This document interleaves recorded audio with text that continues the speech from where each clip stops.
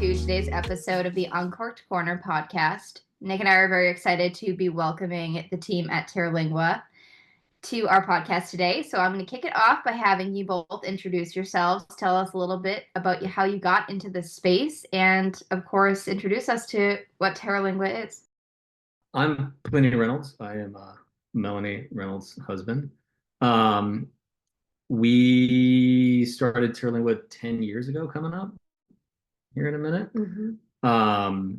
We had moved from Austin, Texas, and conceived of the restaurant upon moving here to Maine. And, a lot of it was just our interest in food and experience in Austin, and we just sort of fell in love with the Texas style barbecue and Mexican food, and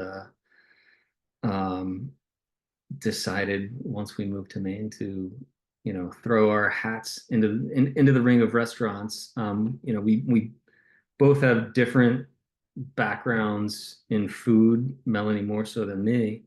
But yeah, it's always been a passion of ours, and moving to Maine was like a big change for us, career-wise and geographically and family-wise. We moved here pregnant, and it was sort of a chance to kind of reinvent ourselves a little bit, and we saw a pretty cool opportunity in the market and whatnot, and decided to take the plunge. I am Melanie Reynolds, and I'm a co-owner of Terlingua restaurant in Portland, Maine.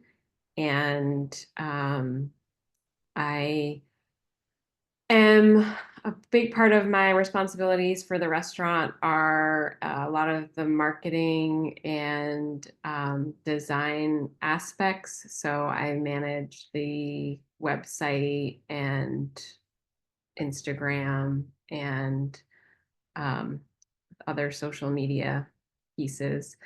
And I also am a big part of the front of house management team. So when we started Terlingua in 2015, it was just Pliny and myself and Wilson Rothschild, who is our chef for Terlingua, and he is still with us. So we'll be turning 10 in June. And so the three of us were kind of the leaders of the team. And now we have a team of about 60 people. So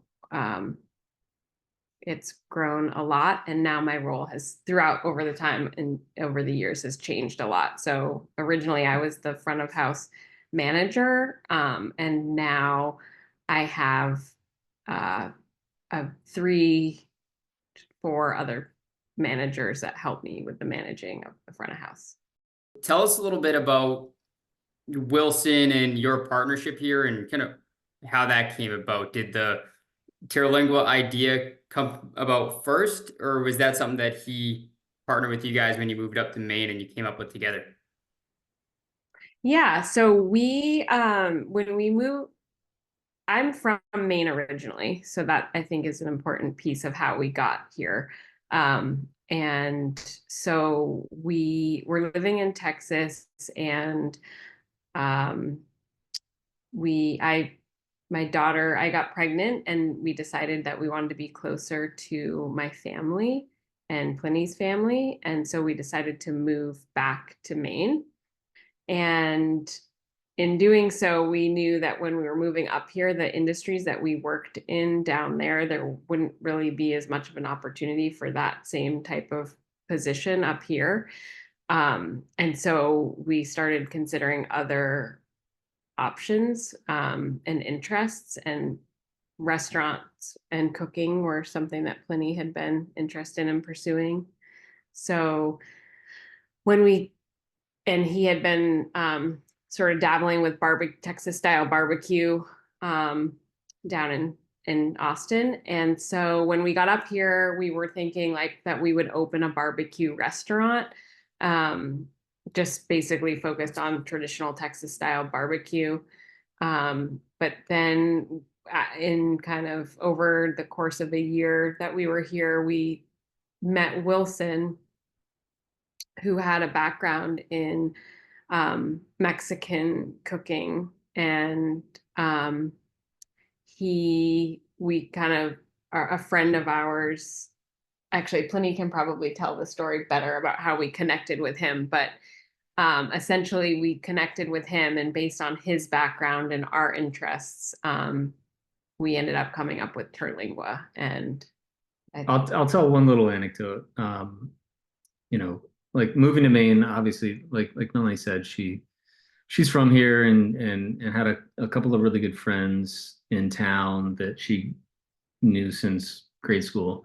And they had, you know, an existing friend group. And when we moved to town, we sort of slid into this really close knit group of friends. And as it turns out, I ended up like that first winter we moved. I think we moved in like March or whatnot, and there's a bunch of guys in this group, and they went up skiing in Sunday River, and I, you know, and moving from Texas and like growing up in Delaware wasn't really my like, you know, forte or whatnot, but sounded like a cool trip, so ended up going with a bunch of these guys. And I remember sitting on the ski lift and talking to like our now really good friend John Lenzian, and you know, telling him like what we were considering. And we're like, yeah, I think I'm gonna open a new restaurant, barbecue centric, yada yada. And on the lift, he's like, oh, I got a guy for you. And you know, it's everybody's got a guy. And you know, I sort of like, you know, took it in passing and was like, cool, man, thanks.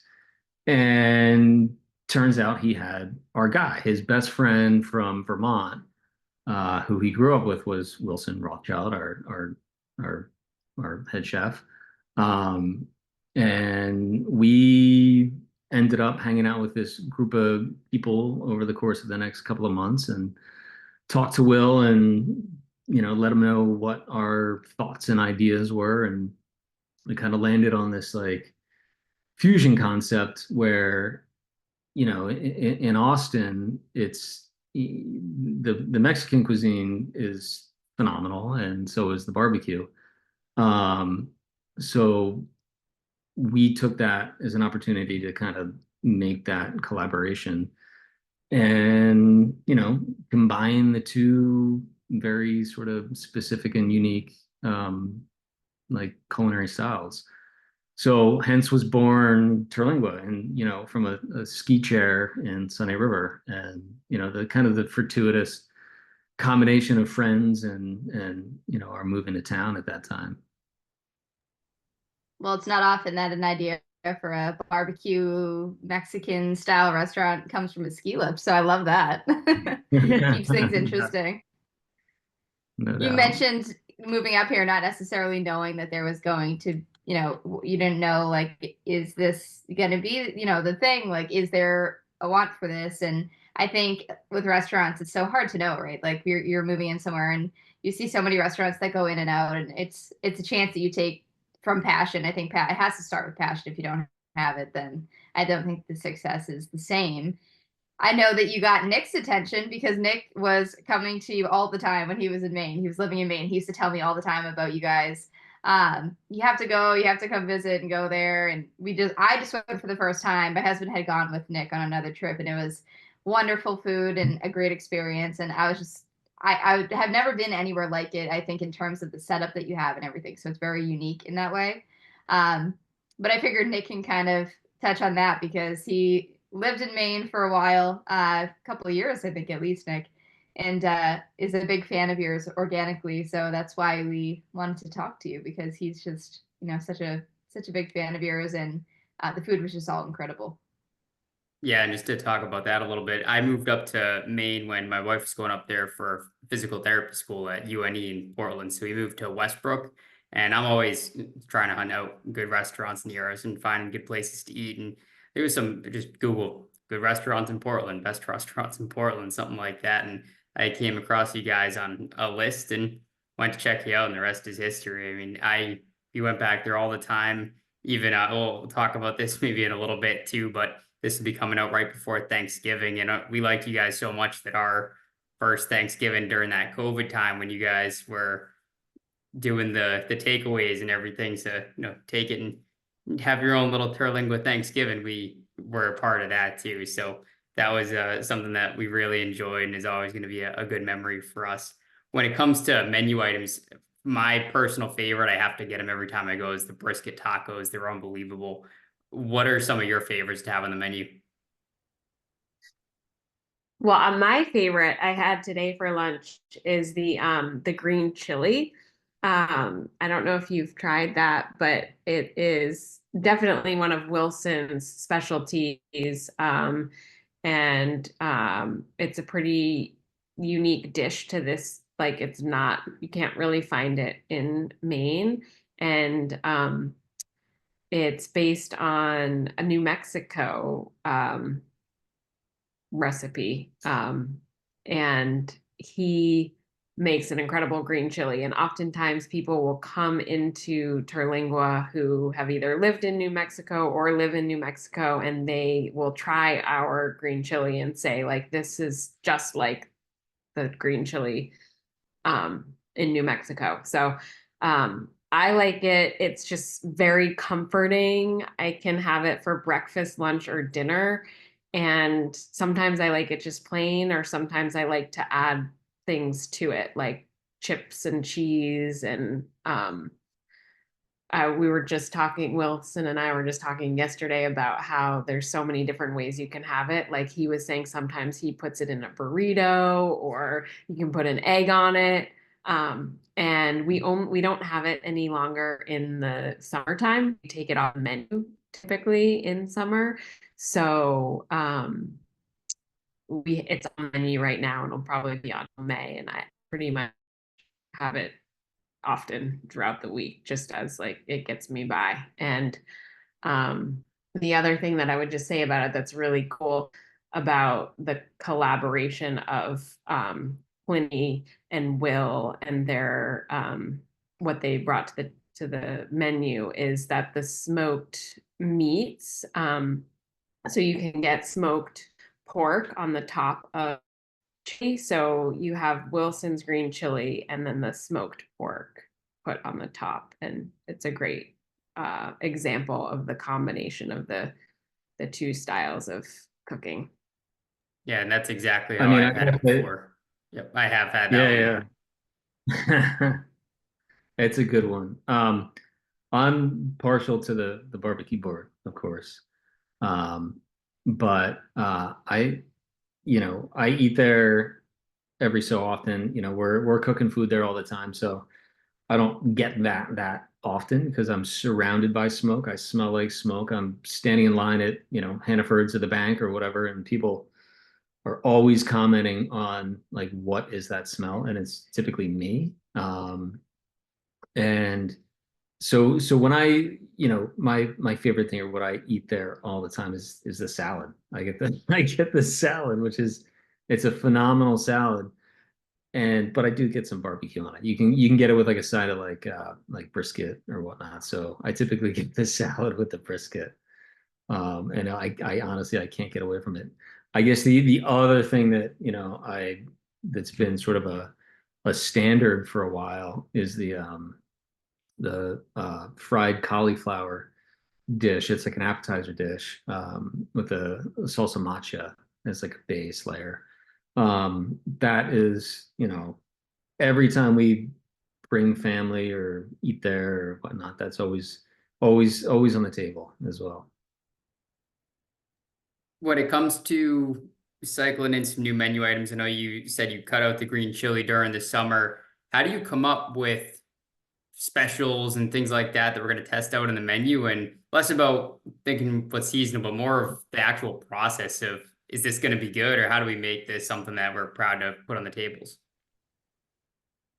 It's always driven by like the product that we can find. We living here in Portland have access to, the best of the best. So whether it's like fresh haddock or mussels from Casco Bay or local mushrooms, we really get like, the best of the best. And being that, Portland's it's the biggest town in Maine, but like, let's be real, it's not the biggest town in the world. So, we're all fishing out of the same hole, so to speak. That's a weird analogy, but so whether you're eating at Central Provisions or 4th Street or whatnot, like or Eventide, like we all shop from the same vendors, right? So, we're always getting really incredible product, and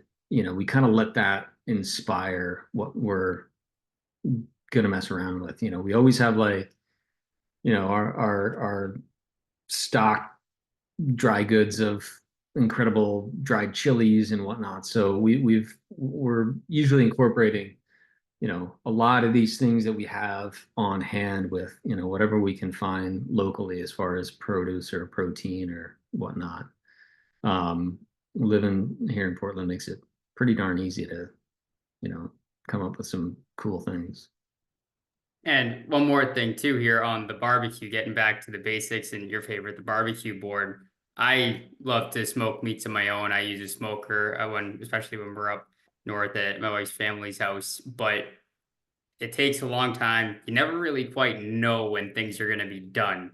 Lots of the running joke sometimes. Oh, yeah, dinner's at 6, and really it's going to be at 9 if we're making a brisket and that decides to take longer. So, how do you manage keeping that fresh barbecue cooking out there at the volume that you do, and now open all day and not just having a small window at dinner, but being able to serve the whole day? How do you manage that?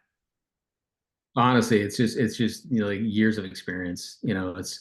I had the same experience like learning barbecue in Texas where we had other jobs living there in the design fields. I was architecture, Melanie was photography, graphic design, and you know we would backyard barbecue, and mostly for like UT football games and whatnot. So you know, like you said, like I would have people over for like a 1 o'clock game, and I'd get up at like whatever 3 in the morning, start cooking.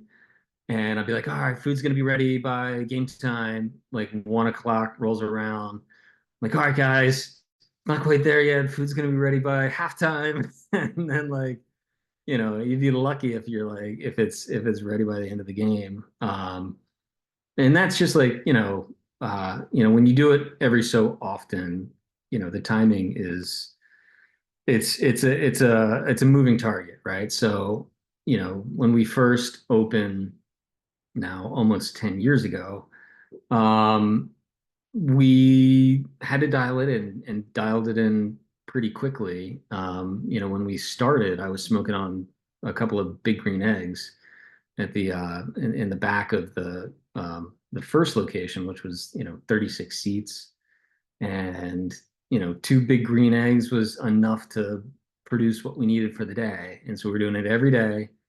And after the first, I don't know, 6 months or so, if anybody's cooked barbecue, they're always checking, always probing, always like touching, looking, and the sort of mantra in barbecue is if you're looking, you're not cooking.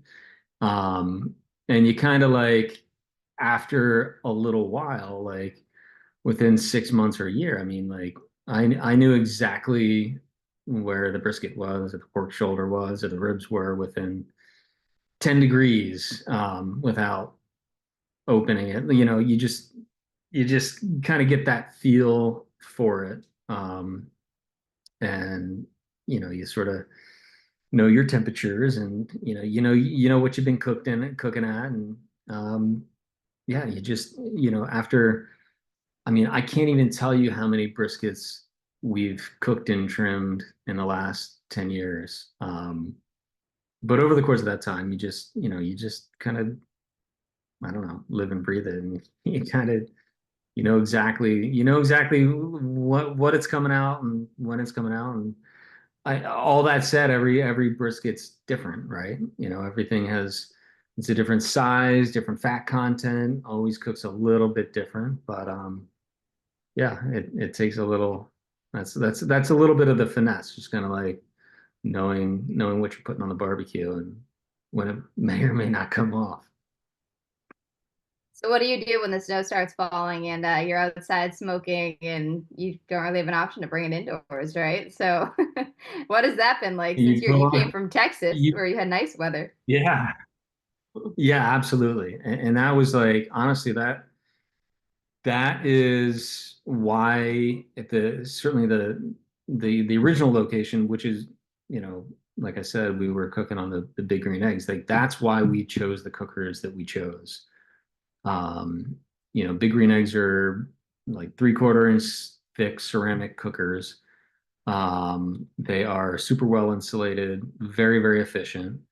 And I had an offset, like, thin steel, crappy barbecue that I learned on in Texas. And, you know, when it's 100 degrees outside, you don't really like, there's not that much variance. It's, you're not dealing with like the elements here. So that's why we chose that original cooker. And then when we designed the barbecue that's at the larger location, the current location of Terlingua, we made it a reverse flow, which has a different way of circulating the air. Keeps it a little bit more consistent. And we were able to find this really, really, really thick, old, what we don't know for sure, but was either an air tank or water tank. Um, but just the high gauge steel, and the firebox that we attached to it. You got to try and take the weather variable out of it, right? Like, because we were cooking all season outside, and I've got so many pictures of the smoker at Terlingua with, like, an inch of snow on it, and like we're still firing it up. And the funny thing is during that season when it's really cold out, the air is dry, and so you tend to cook faster than in the summertime when you've got a lot of moisture in the air. So you get that dry air in the wintertime, and it might be 25 degrees outside, like for a reason. Um, but sometimes the barbecue cooks a little bit quicker, just because of the ambient, like the amount of moisture in the air. So, And wouldn't you say, I feel like there's been times before, like sometimes if you're like, oh, the barbecue's dragging, there's like something related to the temperature in the air or the weather that day, or if it's really windy, that can have an impact. If I think you're right. Like wind is the biggest variable. Like temperature we can like mess around with, but like when it's windy and you get a cross breeze across the top of your exhaust and your smoker, the air is not flowing through it, and that's the only way you can cook. So yeah, so many variables. When you built and designed the new smoker, is that something that you did all on your own, or did you have a smoker company that you found the tank, you're like, hey, this is a good fit, build this for us? How did that work? We built it ourselves. You know, uh, I've got a really good buddy who is like a second generation metalsmith, named Victor Plord. He's worked with with us a bunch on various different projects. Um, but the two of us like found a tank. We went and picked it up. It's like a 500 gallon. Like I said, like it's just this like crusty old heavy gauge red like air tank. And we found an old like Vermont style like stove, like something you would see in somebody's camp or basement or whatever, just this log fed cast iron stove. And we designed like the flow, the baffles, all the things. Like we did as much research as we could. And, there's honestly like not a lot out there as far as there's not like a book on like how to build smokers. There's only so much information you can find online. So we built it, we fired it up, and then we modified it because we could only get it to like 250 degrees. And we made one slight adjustment and it was off to the races. We were able to get it north of 300 if we needed it to. And yeah, no, so we built it ourselves. We built it and designed it ourselves. Yeah, and Victor had never built No. anything like that. And we really didn't have the smoker wasn't completed until just before we opened the second location. So the reason from the first location, it was a small restaurant, 36 seats, and we were able to smoke enough meats out of these big green eggs. But at the new place, we would never been able to keep up. And so there was this design and idea around this smoker that was, I don't know how long it took from start to finish, but like we were planning to open without having ever tried this smoker. And we're really kind of like, we need to get open. We'd been under construction for quite some time. And basically, yeah, it was like we rolled that you couldn't, the thing was moved from the street to the smoke shack on metal pipes because you can't carry it. I don't even know how Yeah, much I it would mean, weigh. this thing is thousands of pounds, and we built it with like basically like a sled as a base, and we poured a pad in like a concrete pad in the backyard, and we attached it at the end of the driveway to like a come along and like wenched it down the driveway over like pipes. Like if you can imagine, I don't know, like moving a couple thousand-pound like I don't know, slab of stone or something, old school style. And we got it in place. And then, I mean, it's so big and cumbersome that, we ended up building the smokehouse around it once it was like in place. So it's Like you're building the pyramids, you're rolling the pipes and getting another one in front of it, just rolling it along. Exactly. Yeah, yeah. But the thing that was so like wild about it is that we didn't know if it was going to work. Yeah. And in fact, once you lit it for the first time, the temperature wasn't getting to where Like, it oh, needed to yeah. be. And so it was like, Victor, you need to come back here. We need to figure out how to make this thing work. And I don't know what he did, like cut some. There was like an interior baffle that we just took out that was like in the original stove, and we cut out like 6 inches of a piece of metal, and it worked great.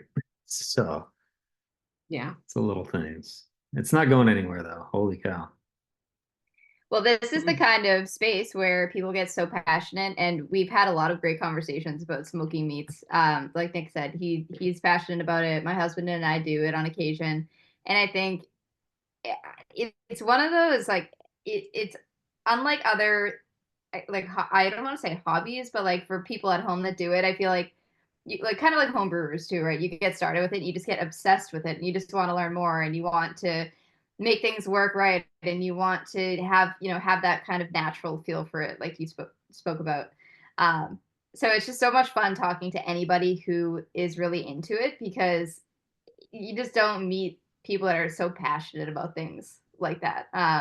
And I mean, you took it to another level going and doing something that advanced. But yeah, Nick and I have had so many great conversations about like with people who smoke meat for a living, but also people who just started as hobbyists at home and just got so into it that this has to be my lifestyle. Like there's nothing else. Like this has to be it. Yeah, and I'll pick your brain on building smokers all day. That's I gotta cut myself off there, but I started the same way as you. Cheap offsets char griller from Lowe's. I was working there at the time, I think, when I got it. And it was probably scratch and dent and just going down the rabbit hole of finding ways to insulate it, line it with foils, getting bricks in there, sealing off all the sides to retain the heat, and just going as far as I could. And now I don't put as much of that time in. I got myself a pellet smoker. I caved just to the ease of it, but it's been working well for me here for the That's past what year. we're for, that's what we're here for, so. Exactly. I come to you guys for the real barbecue, and then when I'm, up by the lake or whatever, and I want to go out on the boat, I'll just set it and forget it. Let it do its magic. What do you like to barbecue? Or I mix it up. Brisket's definitely the top one. It always is a crowd pleaser when I do that. Pulled pork is always a big one though. And then ribs, just mainly the classics. And then I'll mix it around, do like smoked mac and cheese, something like that. I've done smoked apple pies before. Did some bratwurst this year that I started in the smoker. That was a big one for the summer that turned out great. But that was a good hit. Definitely be going back to that one this year. Nice. One how thing. about you? Yeah, we raise our own chickens, so we do a lot of smoked chicken. And my husband, we do a lot of venison sausage, which we make at home as well, from scratch. So we do a lot of sausages on the smoker. And I mostly just make macaroni and cheese on the smoker, but we collectively will do a lot of like pork roasts and shoulders and things throughout the year too. Cool. Yeah. That's awesome. Yeah, it's fun. There's so many things you can make that you don't even think about, and it just gives such a nice depth of flavor that I don't think you get from any other cooking style. So it's always a worthy process. No doubt. Yeah, we do. For us, all the meat always end up going into tacos, and I never really did that until I found you guys and had the brisket tacos for the first time. But usually, what we'll do is more of a traditional barbecue the first night, and then leftovers for the next couple days. Because when you're feeding a few people with a 15, 16 pound brisket, we're probably not going to finish it off in one go. So going at it with some tacos, breakfast tacos for the next morning is always a big hit for us. Mixing up with some eggs. We've been doing a lot of like Mexican street corn, like elote, and using that sauce on the taco too with the brisket and eggs. It's good stuff. One thing that I wanted to ask you about is special events. So obviously, I brought up earlier Thanksgiving. Obviously, that first year of COVID was a weird year for everybody, and being able to jump over there and get some good, half a smoked turkey, pulled pork, collard greens. I think I had on the menu, brisket. There was mashed potatoes. What else do you have coming up for special events in the near future? Or what are some of the favorite ones that you've done in the past?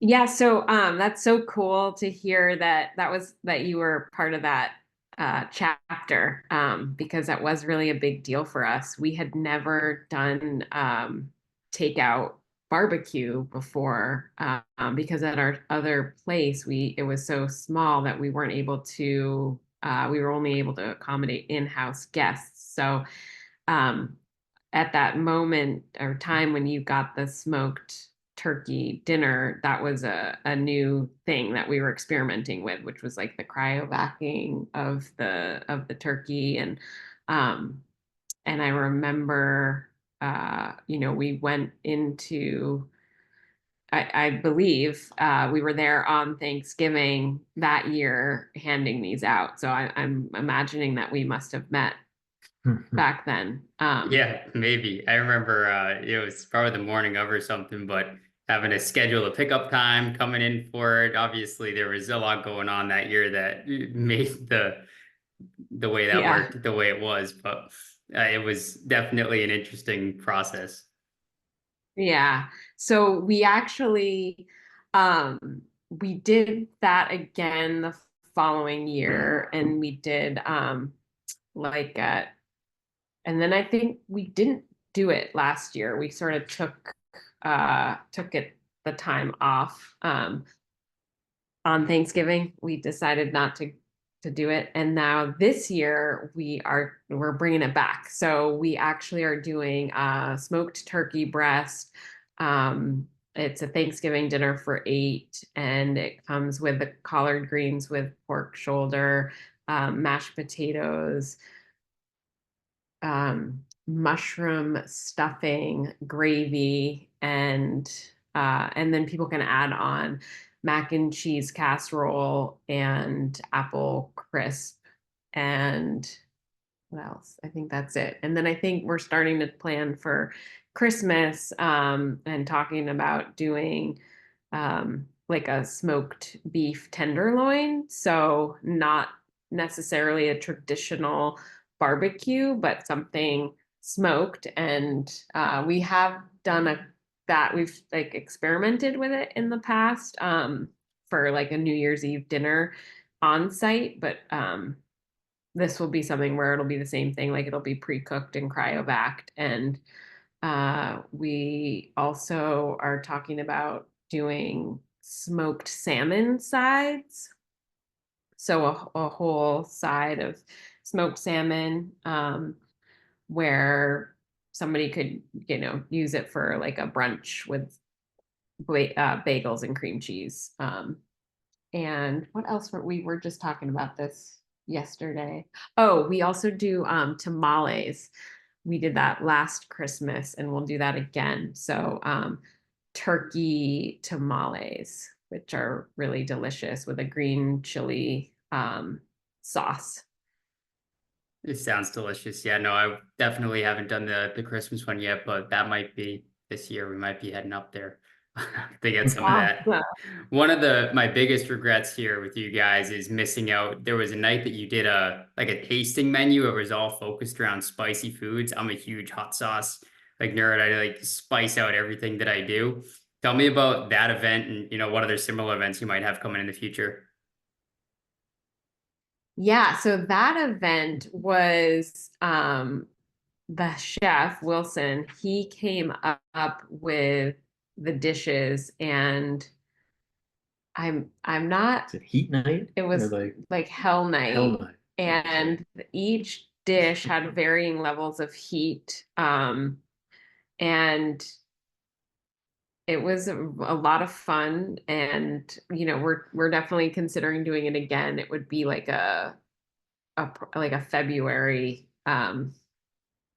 would be around the time we kind of like last year we paired it up, I think around February as well.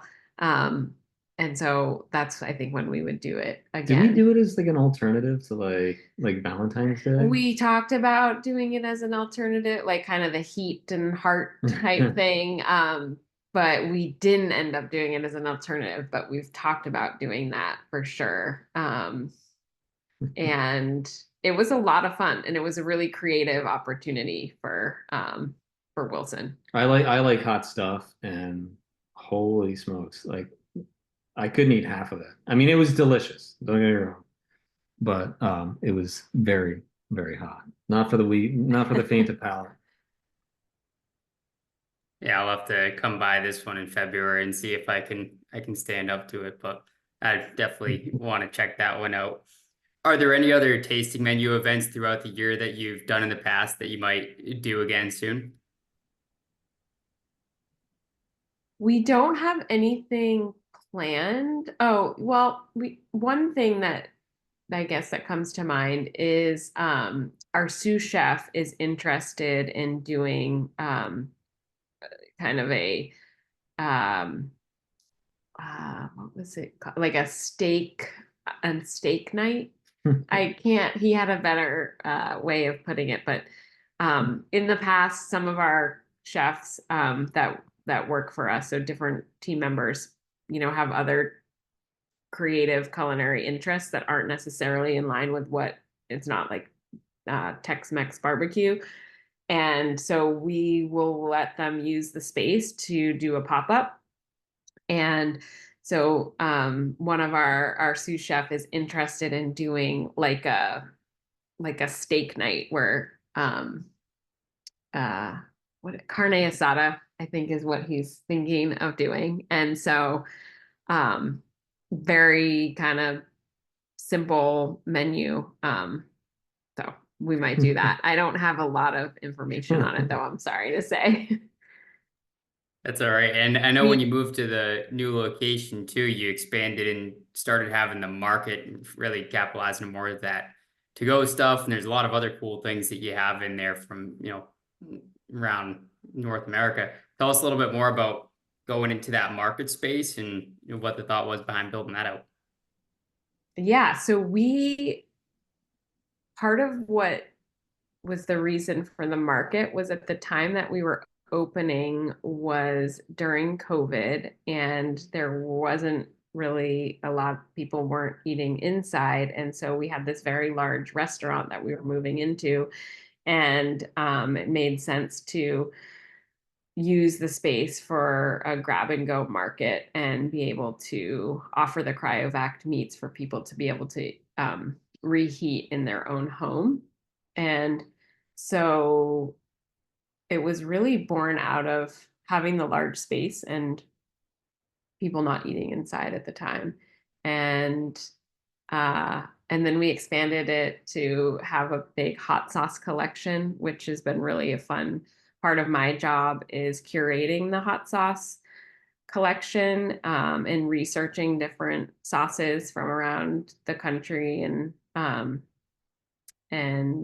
other countries as well. And let's see, was it last year?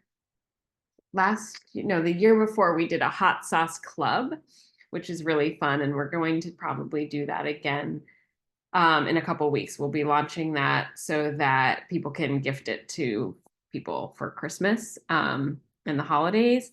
And that was a really fun project that I feel like connected with the market hot sauce collection. Any other notes about the market? No, I mean, I think one of the cooler things that I have always liked about the market is some of the textile goods and the local stuff that Melanie has curated from mostly like Oaxaca, or the neighboring town outside of it. We've got a relationship with a family down there that produces all kinds of awesome things, from copitas to different glassware and like I said, textile items, rugs and blankets and stuff like that. So that's been really cool to bring that stuff directly from the producers. And we got to go visit them a couple years ago. Brought the kids down, and they showed us how the traditional ways of dyeing, using like these natural pigments and whatnot. And the kids were weaving and making rugs and all kinds of fun stuff. So it's been fun to sort of bring some of that stuff to the Portland market.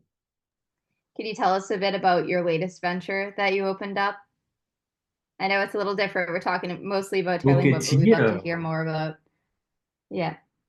Yeah, absolutely. I'll start off, I guess. When we were at the first iteration of Terlingua, which we affectionately called T1, currently we're in T2, the second version of Terlingua.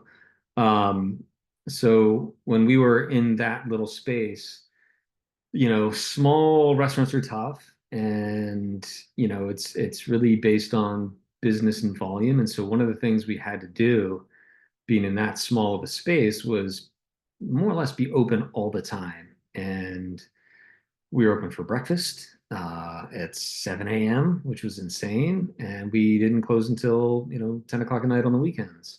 So we sort of got into the breakfast game a little bit. And at T1, we did brunch every Sunday, and it was definitely a labor of love. It was a difficult feat to pull off, as busy as we were. We had our a couple different menus. We had a lunch menu, we had a dinner menu, and then the breakfast tacos in the morning. And then every Sunday we did this like brunch menu, which was just like a totally different menu. A lot of really cool things, but what that meant is just like a ton of prep and whatnot. And then so when we moved from T1 to T2, you know, being the size of T2, we went from 36 seats to like 136 seats. Um, so we really made a conscious effort to like streamline the menu. So what you get at lunch is more or less what you get at dinner. And the one thing we had to drop is breakfast, and the other thing was brunch. So we really didn't like um, have the ability to at that scale, you know, transition to brunch on Sundays, let's say. So all the prep, all the cooking that it would take to like run just that one service made it really not like realistic for that space. So uh, you know, we also like that we loved what we did with brunch, and it was one of our favorite services. And we also like eating brunch, and you know, I think over the years kind of identified an opening for brunch in Portland. You know, it seemed like anywhere you went on a Sunday or a Saturday, you know, there's just a line out the door. So we identified a little bit of an opportunity in that market to do something that we were really passionate about. Um, and when the space on 21 Danforth opened up, um, we saw it as just the perfect brunch spot. And so, you know, in consulting with, you know, Melanie, like our partners, which is just Melanie, um, and our head chef, um, we decided that we were gonna push forward and do a brunch focused restaurant. And you know, this particular brunch thing that we're doing, it's some of the old stuff that we did at T1, but it also skews a little bit more Mexican than barbecue. So you know, it's really unique, you know, and again, a lot of it like I think is inspired by our time in Texas, and our chef's background in Mexican cuisine. So um, you know, I think the combination of like just the that particular space, you know, being it's in a residential neighborhood on the West End. Um, you know, it was far enough away from Terlingua that we weren't competing with ourselves geographically or culinary wise. So we just it just seemed to be a pretty good marriage of time and place, really. Yeah, that You'll sounds have to amazing. You'll have to come try it. I might We're be driving up there on Saturday. You guys are talking about it. we're big Yeah. like brunchers. I feel like our family, our parents anyway, love breakfast. I mean, they all love to go out for brunch. I feel like we're in a brunch culture too, where everybody just loves brunch. Like you just see it all over the place on social media. It's like all the like the brunch crew and like the pictures of the brunch, especially after a night out. It's like you just can't go wrong. Like I could eat breakfast any time of the day. You could give me eggs at 8 and I'll eat them. But I know that's not for everybody, but I feel like you just can't go wrong with brunch. You get a really good mix of like all different foods and everybody's happy. Like it just brunch makes you happy. An excuse for a cocktail at 10 a.m., right? That's right. That's exactly right. You wouldn't necessarily pour yourself one at home, but you go to a restaurant, it's fair game. And you have great cocktails, by the way. We haven't even talked about drinks. Nick and I, we ordered, I think, it was like an apple margarita or something. But there, you guys had so many delicious cocktail like flavors, and the menu was just, it was really interesting. Like you don't see a lot of the combinations that you have, and it was so well done, and we loved them. So if you want to talk about those for a minute, I imagine you have like a mixologist or some sort of a bartender that like makes that menu separately. Uh, because I was like, these are legit cocktails. Like you don't, no, you know, not a lot of places it's just like your basic, like, you know, like pre-mixed drink, but yours definitely aren't. So Thank you. Yeah, so we have a lead bar team at Terlingua. And it's three people that have worked, one who's worked for us for about 5 years, and then the other two for shorter periods, but after that. And so they collaborate, the three of them, and share with us their ideas based on some parameters that we've set in place as to what we want the bar program flavor profile to be. And then that apple drink that I think that you're talking about had just was a special at the time and now is on the menu. Because I think when you were here, I don't know if our fall cocktail menu had come out yet, but so they present the drinks, then we try them, and with a group of people that work at the restaurant, and then kind of say like, okay, this is too sweet. This needs a little something, another, flavor profile. And then we kind of like collaborate, and that's how we come up with the recipe. But Pliny could maybe speak a little bit about what the goal of the cocktail menu is. I gave them one parameter this spring, kind of going into the launch of like the summer program and whatnot, and it was really just like, look, if you can imagine yourself sitting on the beach, like sand between your toes, what's in your hand, right? Like it's going to be defined by a couple different things. It's going to be some fresh juice or citrus, like, which we juice everything ourselves. It's insane. We go through cases and cases of limes.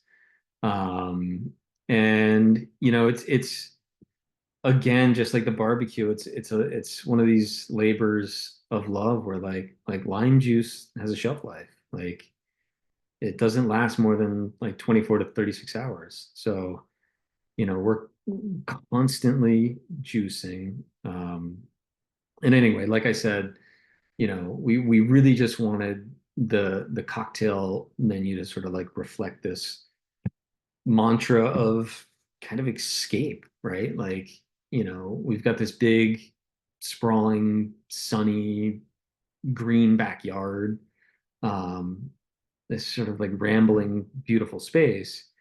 And we really wanted like the drinks to reflect like that kind of like escape where like if you walk up to Terlingua off of Washington Avenue in Portland, Maine, it's like the last thing that you expect. It's like this like oasis in the backyard. And we really wanted like the cocktail program to complement that as well as the food, right? So like, we serve a lot, like our menu, tends towards the spicy. It's, with the barbecue and the smoke and it's got a certain weight to it. So we wanted something that was like would complement that with like the freshness of citrus and fruits and acid and like we get all these like other breweries and whatnot, and they're like, oh, I got this like great smoked beer that I think would go great at your restaurant. I'm like, nah, man, like we got the smoke covered. Like we literally need the opposite of that. We want like anything but that.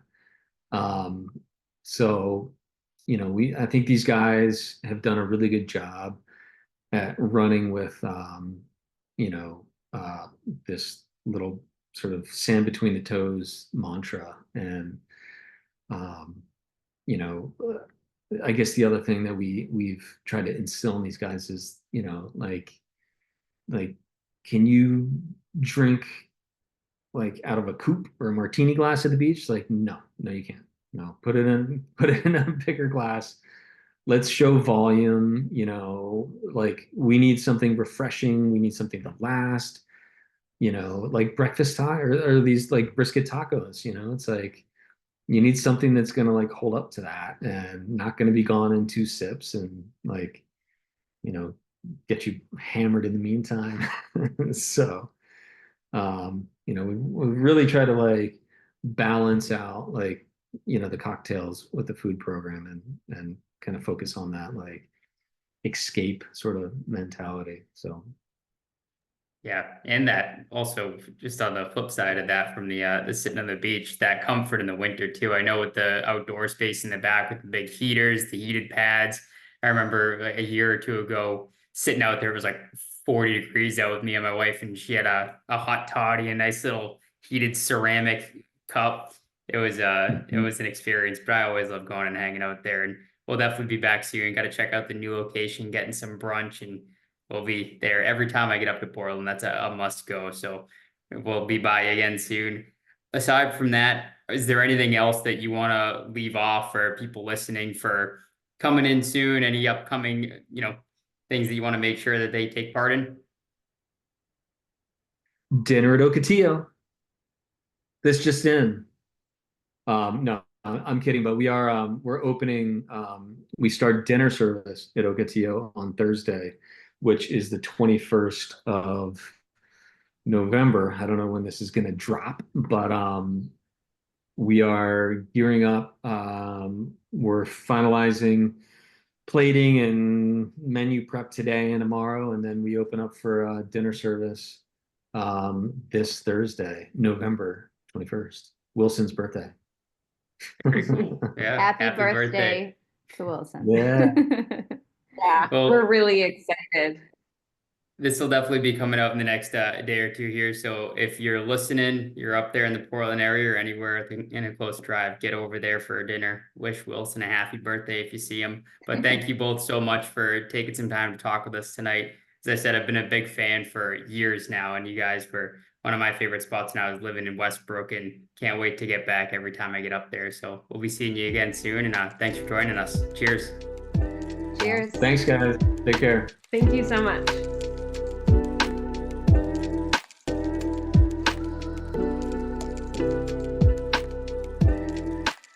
Sure to follow us on social at Uncorked Corner and on the blog at uncorkedcorner.com for a taste of more food and beverage content. And if you enjoyed the show, don't forget to leave a comment, subscribe, rate, and review on whatever podcast platform you prefer. Thanks for listening.